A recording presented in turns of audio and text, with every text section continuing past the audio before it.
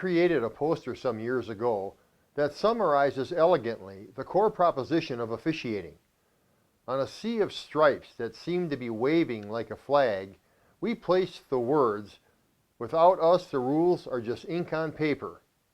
That sentiment remains one of my favorites. And now, with the evolution of content distribution, these words have taken on additional meaning. Ink on paper revolutionized the world. Ink on paper took information and knowledge that nested solely in the hands of the elite and diffused it into the hands of the commoners. Ink on paper made democracy possible and sustainable. Another revolution has taken place. This one has taken thoughts and pictures and presented them in the digital realm.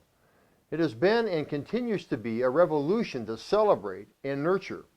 So many nifty things can now be done digitally that one could easily conjure up the demise of ink on paper. In that regard, I came across an insightful piece in the current Columbia Journalism Review titled, "Print is Dead, Long Live Print." The article caught my attention because we are very much in the ink on paper business. That revolution greatly impacted publishing. The outgrowth for us has been the creation of many digital content distribution channels. These channels enable us to customize our approach and products to better serve you. We have invested serious dough to create, activate, and maintain these channels. They work in concert with the stodgy, in quotes, side of our business. Yet the smell of ink being placed on paper from a machine the size of a small house still never leaves me. There was from the beginning, and still is, something powerful about seeing a blank roll of paper stock go into a machine and then come out seconds later with words, pictures, and colors all beautifully arranged. Some of my fondest memories of referees' early days are of the late night press okays I had to do. But I digress. The CJR article introduced me to Roger Fiedler, who is considered a forefather of digital journalism.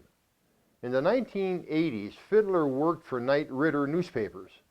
He envisioned that someday there would be a portable digital tablet on which a reader could read the news and gather information.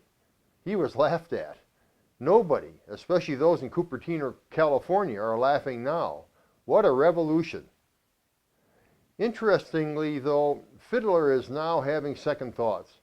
He is quoted in the article, "I have come to realize that replicating print in a digital device is much more difficult than what anybody, including me, imagined." Fiedler also spoke to the giddy rush to digital. "I have been wondering whether we have completely underestimated the viability and the usefulness of the print product." A University of Texas media research study is quoted in the article also. Evaluating metrics gathered over the past decade, the study points out that the supposedly dying print edition still outperforms the supposedly hopeful digital product by almost every standard, be it readership, engagement, advertising revenue, and actual willingness to pay for the product. Which brings us back to referee. In the fourth quarter of 2016, we launched a digital version of this magazine. It is provided through an app to all NASO members as a benefit of membership, no extra cost. An interesting reaction was that members asked if the print magazine was going away. I'm here to tell you it is not. The digital product was for NASO members, a way for us to build more value in their membership. The print edition of this magazine has never been healthier. It continues to break ice in the channels for us and for you. The stuff we put in the magazine needs to be unique, deep, and thoughtful.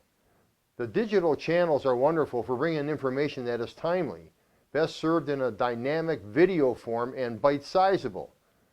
As for the going deep stories that give us pride, the print magazine is the place for those. Readership, engagement, depth, those are the hallmarks of this magazine. Thank you.